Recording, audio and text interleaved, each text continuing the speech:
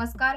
मराठी चित्रपट सृष्टी गाजवणाऱ्या अनेक कलाकारांमध्ये अग्रणी असलेल्या ज्येष्ठ अभिनेते रवींद्र बेर्डे यांची मंगळवारी मध्यरात्री निधन झाले आहे. ते 78 वर्षांचे होते. गेल्या काही वर्षांपासून त्यांची कर्करोगाशी झुंज सुरू होती. तर हेमांगी कवीची पोस्ट आता चर्चेत आली आहे. तिने चित्रपटाच्या सीनचा एक व्हिडिओ शेअर केलाय आणि त्याला कॅप्शन देताना या चित्रपटाच्या काही आठवणी सांगितल्या आहे.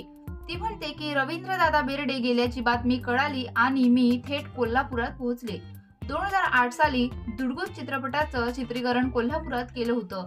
त्यात मी रवींद्र दादांच्या मुलीचं काम केलं होतं. तोपर्यंत मी त्यांना विनोदी भूमिकांमध्ये पाहिलं होतं, पण दुडगुस मधला त्यांनी साकारलेला बाप निव्वळ कमाल. हा प्रसंग माझा सर्वात आवडता आहे. यातली बापाची हतबलता, चुकीच्या घरात मुलीचं लग्न लावून दिल्याचा पश्चाताप, आता आपण मुलीसाठी काहीच करू शकत नसल्याचा जाणीवेने कासावीस झालेला चेहरा, हे सगळं काही न बोलता अगदी मोजक्या एक्सप्रेशन मध्ये त्यांनी दाखवलं आहे आणि जे खूपच कठीण होतं आणि त्यांनी ते सहजरित्या केलं होतं. तसेच लहानपणापासून ते पडद्यावर मी त्यांना पाहत आली आहे. त्यांच्याबरोबर स्क्रीन शेअर करायला मिळणं ही खूपच मोठी गोष्ट आहे, असंही हेमांगी कवी हिने लिहिलेलं आहे.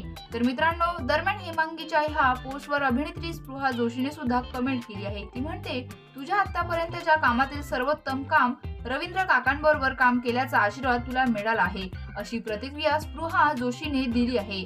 तुम्हाला हा व्हिडिओ आवडला असेल तर व्हिडिओला लाईक करा, चॅनलला शेअर करा, सबस्क्राईब करा. धन्यवाद.